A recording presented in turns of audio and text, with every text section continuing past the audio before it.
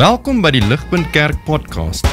As Ligpunt Gemeente is dit ons begeerte om God te verheerlik deur disippels te wees wat disippels maak en 'n kerk te wees wat kerke plant. Geniet hierdie week se preek.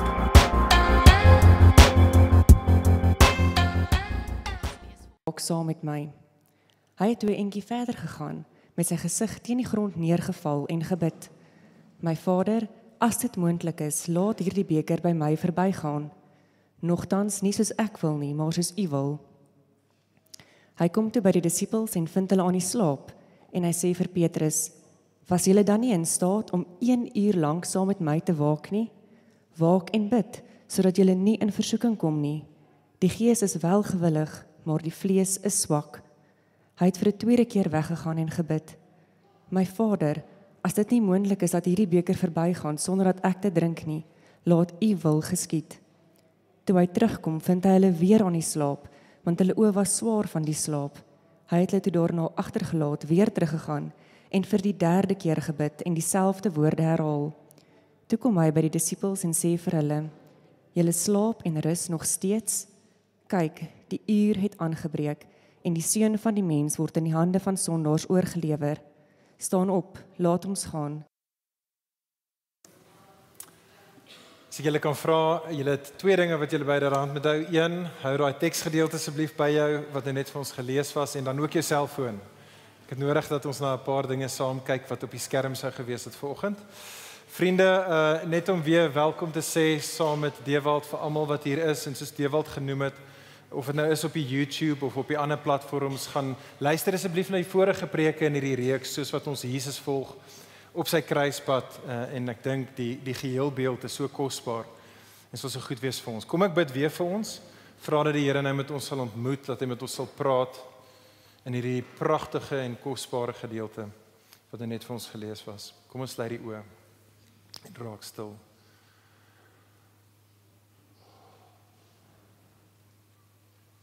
Hemelse Vader, ons wil inderdaad nou stil raak, en ons wil ons harte en ons ore en ons oë oprig na U toe, Heer. Ons vra dat U nou met ons sal kom praat, en sal U met ons sal kom wees. O Heer, ek bid vir elke persoon wat hier is, soos ek vir myself bid, o God, dat U ons nie onveranderd hier sal uitstuur nie. Dankie vir week in en week uit, die kosbare geleentheid wat ons het, o God, om met U, die lewende God, te ontmoet, en nie te hoor praat met ons, en so God sal U ook dit nou kom doen, in ons, o Heer, kom en wees met ons, in Jesus se naam. Amen. Vriende, ek is redelik seker almal van ons is vertroud met reality TV programme, nee. Dit is daardie, ek dink so die laaste 3 dekades wat reality TV nou al 'n ding is. En dit is daai programme baie keer, ek weet nie of jy al agtergekom het nie, het volg eintlik altyd dieselfde resep. Min of meer al daai reality TV programme het presies dieselfde formule wat jou en my vang. Wat hulle doen is, hulle kry mense van verskillende agtergronde af, altyd saam in dieselfde plek. En daai omstandighede waarin daai mense gebring word, en dis nou natuurlik alles op die kamera vir jou en vir my om te sien, is dan juis in moeilike omstandighede. Dis juis uitdagende omstandighede waarin hulle gesit word, want dit is daar in moeilike omstandighede waar die magic dan gebeur, wat ons dan vasgenaal hou aan die TV. En dink nou maar net aan dinge so Survivor, of Alone, of The Apprentice, of Hell's Kitchen, of Amazing Race, of enige van die ander programme wat jy aan kan dink. Hulle almal werk volgens hierdie formule. En die formule werk, want ons weet, dit is iets wat fundamenteel waar is van ons as die mens. Die realiteit is vir almal van ons, of meeste van ons, is nogals lekker mense, wanneer dinge lekker gaan. Wanneer dit goed gaan met ons, is dit nogals maklik om goed te vertoon. Om die regte ding te sê, en om die regte ding te doen, en die regte ding te glo. Maar vriende, wanneer dinge begin moeilik raak, en wanneer die druk toeneem, en veral wanneer jou en my welstand in gedrang gebring word, dan het dit die geneigtheid om ons ware klere te ontbloot. Dis juis daar in die moeilike tye, waar dit duidelik word, wie ons werklik is, wat ons regtig glo, waarop ons eintlik staat maak, wat ons grootste skat is. Kyk saam met my op jou foon die aanhaling van Martin Luther King. Bekende woorde, jy mag hierdie al tevore gehoor het. Martin Luther King het die volgende gesê: "The ultimate measure of man is not where he stands in moments of comfort and convenience, but where he stands at times of challenge and controversy." En ek dink hierdie woorde dadelik soos ons dit hoor, is al iets wat met jou en my harte resoneer, want ons weet dit is waar. Ons weet dit is waar want ons sien dit in ander mense in ons lewens raak, goed en sleg. En as ons moet eerlik wees met onsself en met mekaar, ons sien dit in ons eie lewens. Dit is sodat wanneer die druk toeneem, wanneer die temperatuur opgedraai word, wanneer die skroewe styf gedraai word, is daai die tye waar baie kere, en dit skaam met ons om dit te erken, maar dit is daar baie kere waar ons ware klere uitkom. En dit word gesien deur almal. Dit word baie kere gesien deur ons kinders, dis daar waar hulle sien hoe pappa en mamma baie kere optree in ons moeilike tye. Dit is daar waar dit gesien word deur jou eggenoot, dit is daar waar dit gesien word deur jou vriende, jou familie, deur jou werkskollegas om jou. Maar vriende, dit is ook daar waar jou en my ware klere baie kere ontbloot word in die aangesig van God. En dit is regtig wat ek wil hê ons vandag oor saam moet gesels. Wat ons oor wil gesels is wat ons by ons teksgedeelte vandag kom, vriende, is hoe lyk 'n lewe wat te midde van verdrukking in die uur van nood vir God aanneemlik is? Hoe lyk so 'n lewe? En die antwoord is, dit lyk soos Jesus.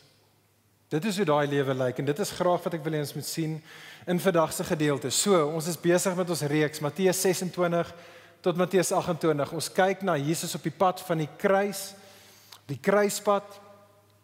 En wat ons tot dusver gesien het in die eerste 3 weke, wat ons saam nou nog steeds in Matteus 26 is, vriende, is ons het gesien dat Matteus, die skrywer van hierdie evangelie, op Jesus se kruispad wil in die eerste plek hê, ek en jy moet baie goed verstaan, en dat ons moet voel, dat Jesus se tyd is besig om uit te loop. En kyk saam met my daarso op die skerm, sien raak daarso saam met my hoe Matteus hierdie punt baie duidelik maak tot dusver in die storie. Matteus 26 vers 2. In die begin van die gedeelte het Matteus gesê, Jesus het hierdie gesê vir sy disippels, julle is bewus daarvan dat die Pasga oor 2 dae plaas gaan vind en dat die seun van die mens oorgelewer gaan word en gekruisig gaan word. En dan in Matteus 26 vers 16 sien daar saam met my, met betrekking tot Judas se afvalligheid, dan sê Matteus vir ons van toe af, van daardie oomblik af, daai tyd af, toe Judas besluit het om vir Jesus te verloon, van toe af het hy 'n gepaste geleentheid gesoek, die regte tyd gesoek, om nou Jesus oor te lewer. Vers 18 van Matteus 26, net voor die nagmaal, Jesus sê vir sy disippels, my tyd is nou naby. My tyd is naby. En dan in vers 45, in ons gedeelte, eindig ons gedeelte, sien jy dit daar op die teksgedeelte? In ons gedeelte eindig dit, en Jesus kondig nou aan, die uur het nou aangebreek. En so dis wat Matteus doen, hy's besig om by wyse van tyd vir ons die spanning op te bring, sodat ek en jy kan verstaan, hoor die dinge is nou rof, dinge gaan rof Jesus, maar wat ek ook wil hê ons moet sien, Matteus doen dit nie net betrekking tot die tyd wat aanbreek nie, maar ook met betrekking tot die plek waar Jesus is. En ek dink ons mis hierdie baie kere, waar is Jesus? Wel, Jesus is die groter area waar hy is in ons gedeelte tevore, Jesus is op die Olyfberg. Maar op die Olyfberg is Jesus nou so daar by die voet van die berg, en Jesus is in 'n plek met die naam Getsemane.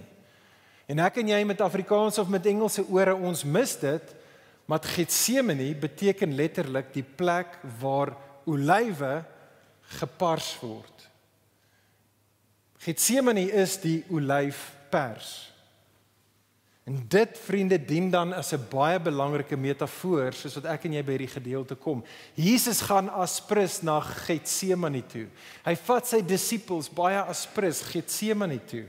Dit is 'n gepaste metafoor, want dit kommunikeer iets van wat waar is van Jesus, van sy omstandighede, soos wat hy nou op pad kruis toe is. Jesus hier, vriende, in ons gedeelte ervaar druk. Soos wat 'n olyf gepars word, so word Jesus hier gedruk, gesqueeze. En dit is wat ons in ons gedeelte het. En wat ek graag wil hê ons moet sien in hierdie pragtige, kosbare gedeelte, is hoe het Jesus gereageer toe hy gesqueeze was. Toe hy soos 'n olyf gepars was. Hoe het Jesus gereageer? Wel 3 observasies, vriende, uit die teksgedeelte uit. Eerste ding is dit, sien raak saam met my in hierdie gedeelte, Jesus se versoeking. Jesus se versoeking. So kom ons probeer net die prentjie hierso visualiseer van Matteus 26 hier. Onthou, Jesus is op die Olyfberg saam met sy disippels gewees. Jesus stap dan by die ooste kant af, daar in die area wat bekend staan as die Kidron Vallei. En in die Kidron Vallei is daar hierdie tuin, dit is die tuin van Getsemane. En so Jesus gaan soontoe. Jesus kom daar, hy sê vir 9 van sy disippels, sê hy, wag julle net hier, ek en Petrus en Johannes en Jakobus gaan net so eentjie, julle gaan ons nog kan sien, ons gaan na 'n ander kant, gaan ons saam bid. Maar wat ons moet raak sien hier, vriende, is Jesus se begeerte om te bid word aangevuur deur 'n diep angstigheid. Het jy dit raak gelees? Jesus is diep angstig. Kyk saam met my weer daar in vers 37. Matteus sê vir ons dat hy, Jesus, het bedroef en beangs begin word. En toe sê Jesus vir die 3, my siel is diep bedroef tot die dood toe.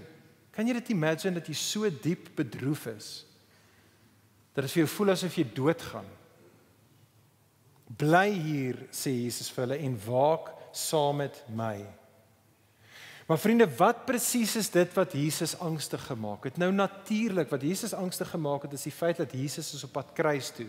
In 'n paar uur van nou af gaan Jesus op daai kruis sterf. En hoe, vriende, probeer jouself indink hoe dit moes gewees het om te weet wat 'n kruis is waarop jy gaan moet sterf. Jesus weet dat die spykers gaan deur sy arms en sy voete geslaan word.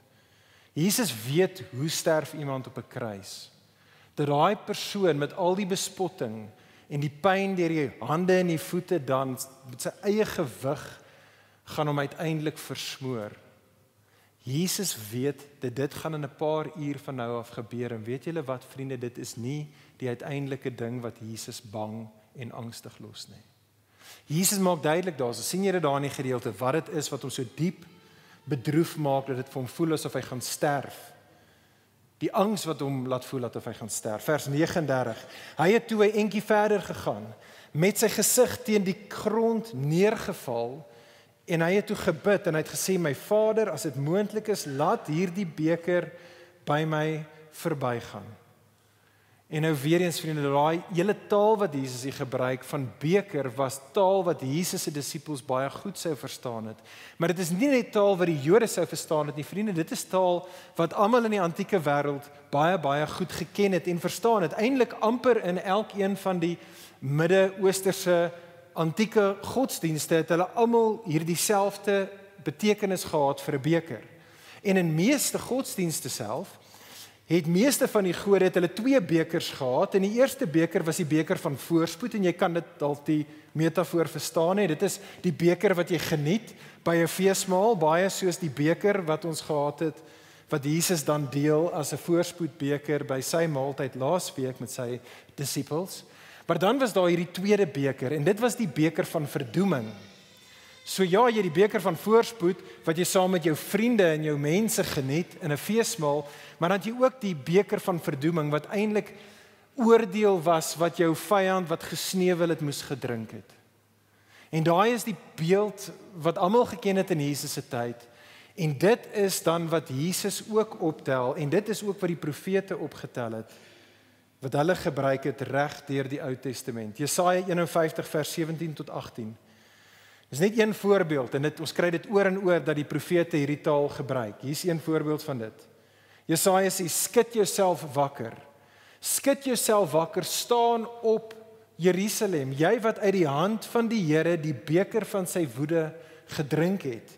Die beker wat 'n mens laat styer, het jy gedrink, en jy het dit leeg geslurp. En so die beker, sê God deur die profete, is nie net iets wat sy vyande gaan moet drink nie, Maar dit is ook iets wat sy afvallige mense sal moet drink. En vriende, dit is dan wat Jesus so angstig maak, want Jesus besef meer as die pyn van die spykers in sy hande en sy voete, hy wat versmoor en al die bespotting en alles wat hy deur mense af gaan ervaar. Besef Jesus, hierdie is die groot vrees voor my. Ek gaan namens God se mense, God se beker van oordeel leeg moet drink. En dit los vir Jesus angsbevange. Vriende, ek dink die tuin van Getsemane is so 'n amazing verhaal wat in die evangelies vir ons opgeskryf is. Stop net gou en dink gou vinnig net saam met my oor dit. As jy probeer het om 'n verhaal te vertel, 'n biografie te skryf waar jy wil hê mense gaan hierdie ou moet volg. Hy gaan hulle koning wees, hy gaan die held in die storie wees. Jy sal nie hierdie gedeelte ingesit het nie. Ek sou dit nie ingesit het nie. Leiers in die wêreld van alle tye af en verseker in ons wêreld, leiers is ouens wat sterk moet wees. Leiers is ouens wat sterk is en sterk behoort te wees. Dink maar net aan ons politieke leiers, dink aan ons besigheidsleiers, dink aan die ouens, ons leiers op die sportveld en selfs baie keer ons kerkleiers. Dis ouens wat selfversekerd is, vol bravade is, wat bang is vir niks nie. Maar vriende, dit is nie hoe ons vir Jesus hier in Getsemane ontmoet nie. Nou dit is so, die Bybel gee vir ons 'n ander kant ook aan Jesus. Die Bybel maak dit vir ons baie duidelik dat Jesus was en is ten volle God. Hy is die koning van alle konings en Jesus is die heerser van alle heersers. Dit is so. Maar vriende, ons het hierdie ander pragtige dimensie tot die mens van Jesus. En dit is, Jesus was ook ten volle mens. En hy is ten volle mens. En ons sien hier in die tuin, soos op ander plekke in Jesus se lewe, vind ons vir Jesus broos, en ons vind hom selfs bang, en Jesus wat bekend is met versoeking. En vriende, hierdie is hoe ek en jy oor Jesus se kruispad moet dink. Dink gou vinnig saam met my aan 'n 4x4. Jy ry met jou 4x4 bakkie en jy ry ergens op 'n moeilike pad. En so jy kan met jou omry en dan op 'n stadium raak die pad moeilik en jy kan nie meer verder ry nie. Nou wat doen jy as jy 'n 4x4 het? Jy druk daai rad of jy druk die knoppie en 4x4 skop in. En dan is die moeilike pad nie meer moeilik nie. Jy kan dan gaan. Dis dan great en jy kan dan kom waar jy wil op die moeilike pad want jy het 'n 4x4.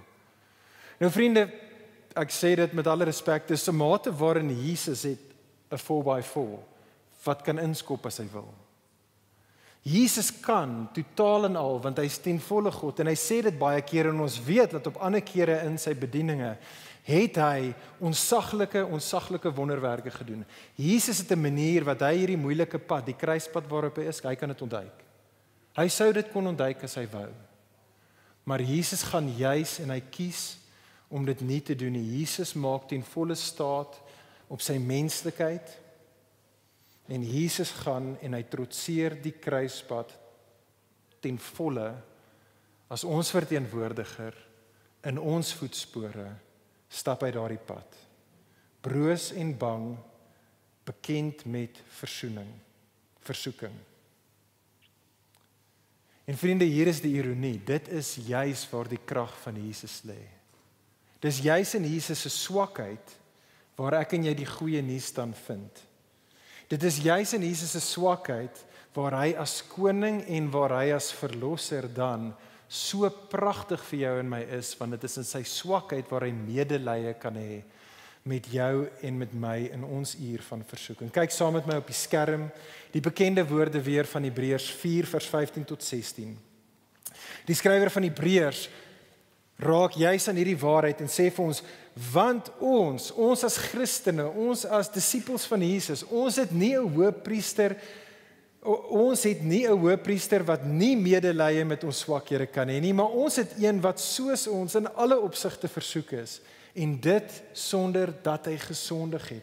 Laat ons dan met vrymoedigheid die troon van genade nader, sodat ons ontferming en genade kan ontvang, om op die regte tyd gehelp te kan word. Vriende, dit is juis omdat Jesus soos ek en jy ten volle as mens versoeking ervaar het, dat hy met ons kan medelee hê. Nou jy mag hier so sit en sê, nee, my poen, dit is anderste. Want kyk, Jesus het nie gesondig nie. Jesus verstaan nie versoeking soos wat ek verstaan nie. Maar vriende, die feit dat Jesus nie gesondig het in sy uur van versoeking nie, maak hom nie minder gekwalifiseerd om medelee te kan hê met versoeking nie. Dit maak hom meer gekwalifiseerd. Dink gou vinnig saam met my, en as ek en jy al twee die Comrades gaan hardloop, en ons al twee hardloop die Comrades, en ons hardloop die Comrades saam, en al hier by 2 kilos vir poen, dan begin dit al inskop, dit is nie meer lekker nie, en ek is nou moeg, en dit is seer, en ek weet nie of ek dit gaan maak nie, maar ek byt vas in my versoeking om nie tou op te gooi nie, al die pad tot by 30 kilos, dit is heel impressive as ek 30 kilos sou kon hardloop, maar dan stop ek, en ek gaan drink my Coke, en ek vang die bus na die eindstreep toe, maar jy hou aan, en jy hou aan, en jy hou aan, jy's net so versoek soos ek om op te hou, maar jy byt vas en jy druk deur tot die wenstreep toe. Wie van ons verstaan versoeking die meeste? Nie ek wat net 30 km se versoeking ervaar het nie, jy wat al 90 kilos ver dit deurstap het. En dit is vriende Jesus. Jesus, sê die skrywer van Hebreërs, was in alle opsigte net soos ek en jy versoek, en tot die uiterste toe het hy daardie versoeking deurstaan, en vir daardie rede, vriende, verstaan Jesus jou en my versoeking in ons uur van nood. Vir daardie rede, vriende, kan hy medelee hê met ons swakhede. Kan ek jou vra, vriendin, soos jy hier so sit vanoggend? Hierdie is nie teoreties nie. Elkeen van ons wat hier so sit, elkeen van ons ken ons Getsemane. Elkeen van ons verstaan dit, veral as jy 'n disipel van Jesus is, verstaan jy die pad van die kruis. Jy het 'n kruis wat jy gaan moet dra en wat jy reeds dra. Elkeen van ons verstaan daardie versoeking, en elkeen van ons wat hier sit in ons uur van nood, val en ons faal. Dink gou vinnig oor daai plekke wat dit is in jou lewe. Daai spesifieke areas waar jy in die uur van nood, wanneer die druk toeneem en jy sterk versoek word, dink oor hoe dit manifesteer by jou. En hoe jy val, keer op keer op keer op keer. Hoe maak dit jou voel? Skaam, moedeloos, nie goed genoeg nie. Vriendin, ons het 'n pragtige verlosser. Ons het 'n wonderlike koning. Ons het 'n koning wat verstaan. Hy verstaan hoe moeilik versoeking is. En dit is juis omdat hy begryp waardeur jy gaan, dat hy dan sê in Hebreërs 4 vers 16, hy sê vir jou, kom. Dis juis omdat ek verstaan hoe moeilik dit vir jou is. Kom na die genade troon toe. Kom weer. Jy's welkom hier, kom weer en weer. Ons kan gaan, vriende, want ons het 'n koning en 'n verlosser wat swakheid verstaan, hy het ook versoeking deurstaan, en so hy nooi ons na die genade troon toe. Hier is die tweede observasie, die teks wat ek wil hê ons moet sien. Ons het gekyk na Jesus se versoeking, maar sien raak saam met my ook in die gedeelte, baie belangrik, Jesus se versoek. Sien raak Jesus se versoek in die gedeelte. So Matteus beklemtoon dit vir ons nie net 3 keer in die gedeelte in die storie dat Jesus word versoek nie, maar het jy opgetel dat toe die teksgedeelte vir ons gelees was, dat 3 keer in Jesus se versoeking, wat doen Jesus? Jesus in sy versoeking, wat hy doen is hy bid. Tel jy dit op, hoe Matteus wil hê ons moet dit raak sien. Kyk saam met vers 36. Bly hier, sê Jesus vir sy disippels, totdat ek klaar gebid het, vers 39, hy het toe 'n entjie verder gegaan en met sy gesig teen die grond neergeval en hy het gebid. Dis die eerste ronde. En Jesus se versoeking, wat doen hy? Jesus bid. Kyk saam met die tweede ronde, vers 42. Jesus het toe vir 'n tweede keer weggegaan en hy het weer gaan bid. Kyk saam met my vir 'n derde keer, vers 44. Jesus het hulle toe daar agtergelaat, die disippels, en hy het weer teruggegaan en hy het vir 'n derde keer, sê Matteus, gebid. Hierdie is Jesus, vriende, se natuurlike disposisie. Wat doen hy when the going gets tough? Jesus gets praying. Dit is wat ons hier so sien met Jesus. Dit is wat Jesus doen. Maar wat ek vir ons wil uitwys, wat vir my eintlik amper meer verstommend is, as dat Jesus in sy uur van nood bid, Ek wil eens moet raak sien dat wat Jesus doen, is Jesus maak staat op die waaksame gebed van sy vriende. Kyk saam met my in vers 38. Jesus sê vir sy disippels vers 38, bly hier en waak saam met my. Nou, die waak daar is natuurlik bly wakker, moenie aan die slaap raak nie, dit is deel van dit, maar dit is meer as net fisies wakker bly, dit is wees geestelik wakker. Dis wat Jesus daar so sê, dis duidelik in vers 40 en vers 41, sien saam in die teks, Jesus sê, was julle dan nie in staat om 1 uur lank saam met my te waak nie, waak en bid. Waak en bid, sodat julle nie in versoeking kom nie. Die gees is wel gewillig, maar die vlees is swak. Terug by daai aanhaling van wat ek mee begin het van Martin Luther King, né? Waar hy praat oor the true measure of man. Hier is 'n soortgelyke, redelike bekende aanhaling van 'n ou Skotse predikant, Robert Murray McCheyne, in die 1800s. Hoor wat het Robert Murray McCheyne gesê? Hy het gesê, what a man is on his knees before God, that he is, and nothing more. Dit is wat ons sien van Jesus. Gebed is die barometer van 'n gelowige se verhouding met God. Ons sien dat dit was waar van Jesus in sy uur van nood. En vriende, dit is wat Jesus sy disippels tot roep. En dit is nie net van, "Haai, ek doen dit nie, dit sal nice is vir julle om dit te doen nie." Wat ons sien in die gedeelte, vriende, dis verstommend. Jesus maak staat daarop. In sy versoeking het sy vriende nodig om te waak en te bid, in te staan, in te tree vir hom. En hoe, vriende, kom ons stop net gou vir 'n oomblik en ons herkou net hierdie waarheid vir 'n oomblik. As Jesus, God die Seun, versoeking weerstaan het deur waaksaam te wees in gebed, en as Jesus, God die Seun, nodig gehad het in sy versoeking, dat sy vriende moes gewaak het en saam met hom ingetree het in gebed, hoe kan dit dan ooit anders te wees vir jou en vir my, in ons uur van nood? Vriende, hoe sal ek en jy ooit staande bly in ons versoeking, in ons uur van nood, indien gebed en gemeenskap, meer spesifiek gebed in gemeenskap, as dit nie waar gaan wees in ons lewens nie, vriende, hoe gaan ons ooit kan staande bly in ons Getsemane? Nou vriende, kultuurchristenskap is geneig, juis ironies genoeg, om hierdie twee dinge so klein bietjie te vergodsdienstig. Gebed en kerk of gemeenskap is twee goeie dinge, is dinge wat ons moet doen, dis baie nice en dit is baie goed. Dit is wat kultuurchristenskap baie kere doen, van gebed en gemeenskap, en verseker van gebed in gemeenskap. Maar vriende, ek en jy het nodig om te verstaan dat beide gebed en gemeenskap is nie net bloot, dis nie bloot net 'n verpligting wat ek en jy moet gehoorsaam nie, dit is 'n voorreg wat ek en jy kan geniet. Dis geskenke wat gegee is aan swak individue soos ek en jy in Getsemane. God gee vir ons 'n geskenk, hy sê vir ons, daar is gebed en daar is gemeenskap vir jou, en jy het dit nodig in jou versoeking.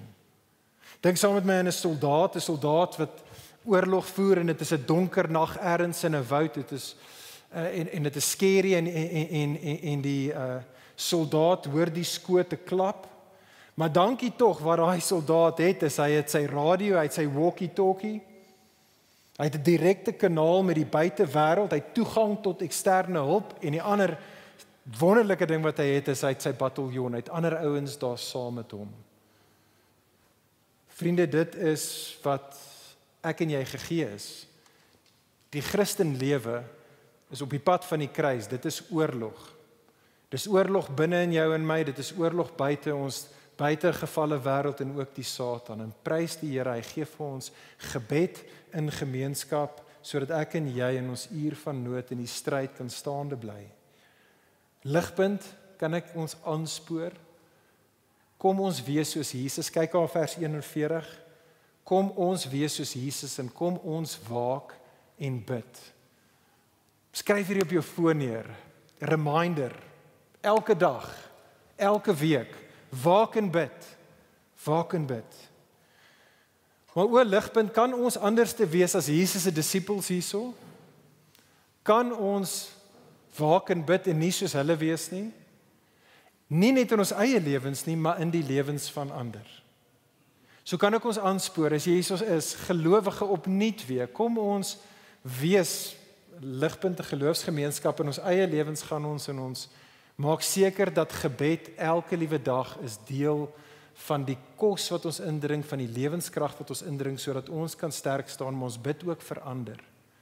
As jy so sit en jy is getroud, man, vrou, kan ek julle aanspoor, maak dit deel van hoe julle die oorlogstryd gaan voer. Waak en bid, maar nie net vir mekaar en vir julleself nie. Nie net vir julle kinders nie, vir ander.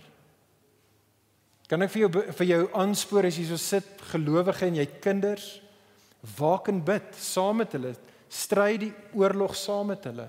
Moenie net bid vir mekaar nie, bid vir ander, vir al jou vriende, ons geloofsgemeenskap. Ligpunt kan ek ons aanspoor in ons Ligpunt gesinne. Kom ons maak seker dat ons lees nie net Bybel vir 'n uur en 'n half en ons gaan huis toe aan die einde nie. Kom ons spandeer behoorlik tyd om te waak en te bid in ons Ligpunt gesinne, ja vir mekaar, maar ook vir ons boeties en sissies hier in ons kerk. Kan ek ons aanspoor Ligpunt elke Sondag voor die tyd, 8:00 is daar 'n groep ligpunters wat waak en bid vir die res van ons hier. Kan ek jou uitnooi voor die tyd, kom en bid saam met hulle. Wanneer ons bid hier op 'n Sondagoggend, wees teenwoordig in die gebed. En na die tyd van 'n Dewald vanoggend mense gaan vorentoe nooi en sê, soek jy graag gebed? Ag asseblief tog neem ons op in dit. Kom ons waak en bid, vriende, nie net vir onsself nie, maar ook vir mekaar. Dit is nodig, vriende, sonder dit gaan ons nie staande bly in die uur van nood in ons versoeking nie.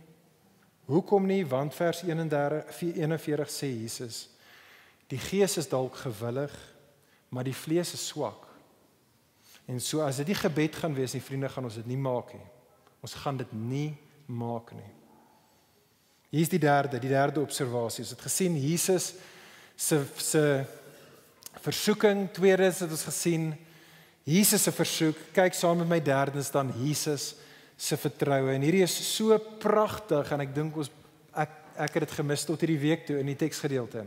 Twee aspekte hier van Jesus se gebed, die inhoud in Jesus se gebed, twee aspekte wat ek net baie vinnig vir ons hier wil uitwys.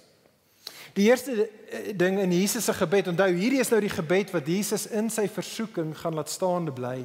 Die eerste ding in Jesus se gebed wat hom laat staande bly is hy bid deur te onthou met wie hy praat. Met wie praat Jesus? God, ja, baie meer kosbaar net as God generies, G-O-D. Hy praat hier met sy Vader. In die gedeelte 3 keer herhaal hy dit, my Vader. En vriende, ons moet onthou, dit is dalk vir ons ou nuus as ek en jy hoor my Vader, maar dit is eintlik net danksy Jesus dat ons enigsins met God praat as my Vader. In Jesus se tyd is dit nie die manier wat die Jode oor of met God self gepraat het nie. En ek en jy het nodig om te verstaan wanneer Jesus sy gebed so begin in sy uur van nood, wat doen Jesus, vriende? Jesus se woorde my Vader is nie net godsdiens nie. Dit is Jesus se geloofsbelydenis. Jesus in sy gebed is besig om sy realiteit te oriënteer. Jesus weet hy's op pad kruis toe. Jesus weet dat sy vyande gaan hom probeer vernietig. Hy weet dat sy vriende en sy familie gaan hom verwerp. Jesus se lewe voel totaal en al soos chaos. Wat doen hy? Hy's besig om te sê nee, hierdie is nie uiteindelike realiteit nie. Wat is waar bo alles? Ek het 'n Vader. Ek gaan kruis toe, dit gaan swaar wees, almal verlaat my, ek voel aaklig, maar wat is eerstens die grootste en belangrikste ding in my lewe? Ek het 'n Vader. Ek het 'n Vader. Dis die realiteit wat bo alles staan. Hy is oor my, hy is met my, hy is vir my, hy is my Vader. My omstandighede voel dalk vir my uit beheer uit, maar dit is net 'n leuen. Dit is nie waar nie, want ek het 'n Vader. Dis asof Jesus bid met hierdie woorde en sê, ja, ek moet die pad van die kruis stap. En dit voel vir my asof alles uit beheer uit is, maar dit is nie, want my goeie Vader is besig om 'n goeie werk te doen in my en deur my. En vriendin, ek wil vir ons sê, dit is die Godgegewe antwoord vir jou en vir my, in ons versoeking, in ons uur van nood. Ons het nodig om hierdie postuur te hê, wat Jesus gehad het in gebed. Dit is hoekom hy vir ons die watse gebed leer, Matteus 6, die Onse Vader. Jesus sê vir jou en vir my, wanneer jy bid, hierdie is hoe jy begin. Ons Vader wat in die hemel is. Kan ek ons aanspoor, Ligpunt, gelowige in jou oomblikke wat jy swak is, doen hierdie, rus net hier, jy hoef nie eers verder te bid nie. Jy bid net en jy onthou en jy rus in die wete dat jy 'n Vader wat lief is vir jou, jy behoort aan hom en as 'n goeie Vader gaan hy na jou kyk. Hy gaan jou nie los nie. Jy gaan fyn wees want jy het 'n Vader. Miskien dan raak saam met my hierso die tweede ding in Jesus se gebed wat so kosbaar is vir mense in Getsemane. Wat ons hierso sien is Jesus onderwerp homself dan aan sy Vader se wil. Reg deur die Bybel, vriende, is die idee van God se wil word aan jou en my op twee maniere tentoongestel. God se geopenbaarde wil, dit is die heilige geskrifte wat ons het, waar God op papier vir jou en vir my sê, hierdie is wat ek van jou verlang, hierdie is die dinge wat my hart gelukkig maak, en so God gee vir ons sy geopenbaarde wil, maar dan 'n ander manier wat die Bybel ook praat van God se wil, is sy geheime wil. Dit is daardie dinge in die lewe wat gebeur in ons lewe, wat nie is soos wat ek en jy dit wil hê nie. Ons verstaan nie hoekom dit gebeur nie, maar ons weet, omdat ons 'n Vader het, wat in die hemel bo alles anders te staan, weet ons dat alles wat uitspeel is sy wil. Hy is besig om iets goeds daarmee te doen, ons verstaan nie wat dit is nie, maar dit is sy wil. En vriende, dit is wat Jesus tot, die Engelse woord is so lekker, hy resign tot sy Vader se wil. Beide sy geopenbaarde en sy geheime wil. Kyk na vers 39. My Vader, as dit moontlik is, asseblief, hierdie is wat my wil is, sê Jesus, hierdie is my wil, as dit moontlik is, laat hierdie beker by my verbygaan, nogtans nie soos ek wil nie, maar soos U wil. Vriende, wat doen Jesus daar in daai oomblik, soos hy dit bid? Jesus, vriende, is besig, hy's besig om homself weg te skeur.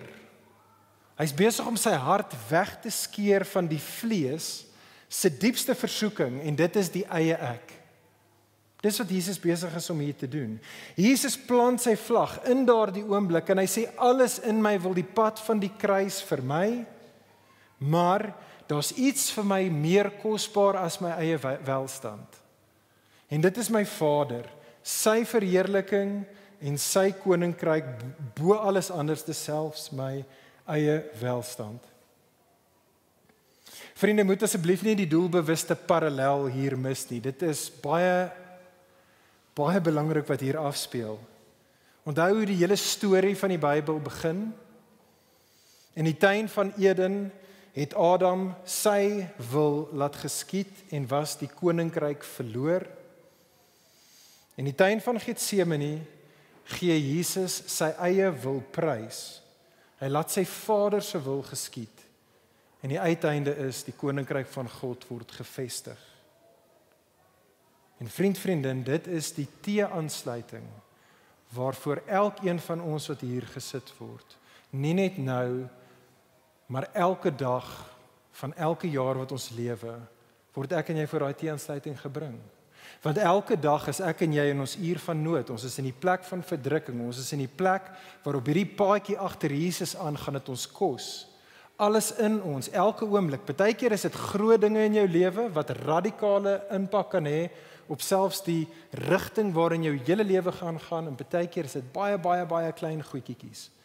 Maar elke oomblik word ek en jy op daai plek gebring en die vraag is, gaan jou en my wil nou geskied? Of gaan ons Vader se wil geskied? En Jesus sê vir jou en vir my, hierdie is hoe jy daai oorlog fight in die uur van versoeking. Jy bid tot jou Vader, Jy weet hy is jou Vader, hy is goed, en jy sê, nie my wil nie, o God, maar U wil. Vriende, dis presies wat Jesus vir ons in die Onse Vader leer om te bid, is dit nie? Jesus sê vir jou en vir my, hierdie is hoe jy bid. Ons Vader, wat in die hemel is, laat U naam geheilig word, nie myne nie. Laat U koninkryk kom, nie myne nie. Laat U wil geskied,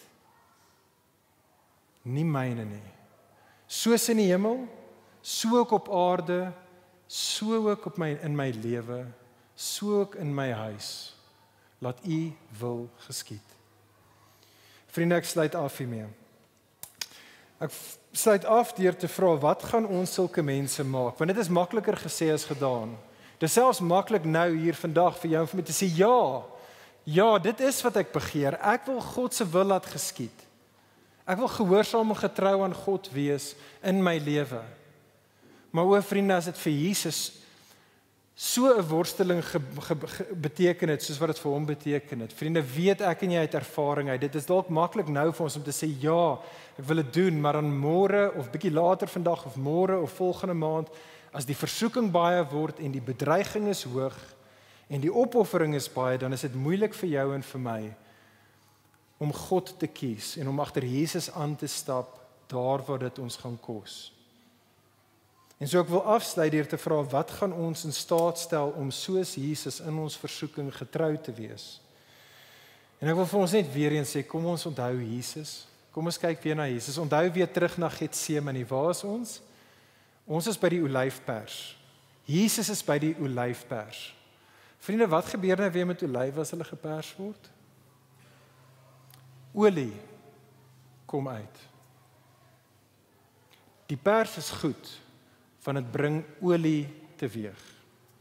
En reg deur die Ou Testament is olie, dis soos die goud van daai tyd, dis die kommoditeit wat jy kon gehad het as jy 'n Jood was. Olie was sentraal tot die aanbidding van God. Daai olie van die olywe wat gepers is, gaan in die lampstander in die tempel wat dan lig maak. Daai olie is dit wat gebruik word om die konings te salf en om die priester te salf, om die mense te salf. Die olie word gebruik om genesing teweeg te bring. Die olie is daar om 'n soete aroma af te gee, om te sê, hier is God teenwoordig.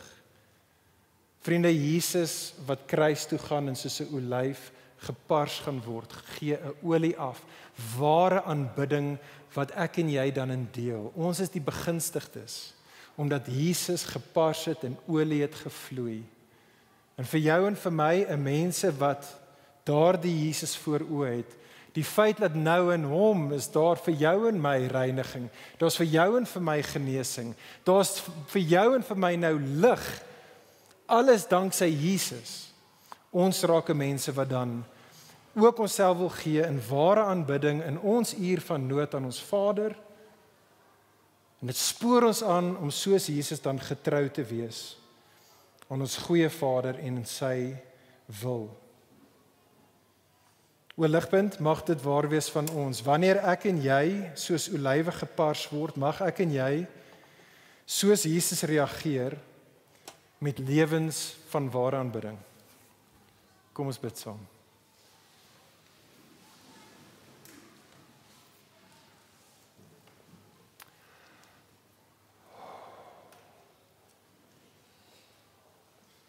Here Jesus, ons is so lief vir U.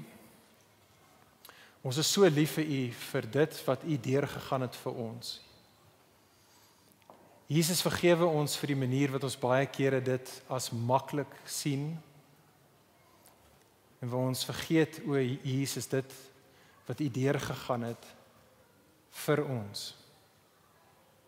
Vader, ek bid vir elkeen van ons wat hier is, dat ons sal kyk na Jesus in ons uur van nood, en dat ons dan soos Jesus getrou sal wees, wetende dat selfs as dit ons lewens sal kos, sal dit soos vir Jesus opstanding beteken.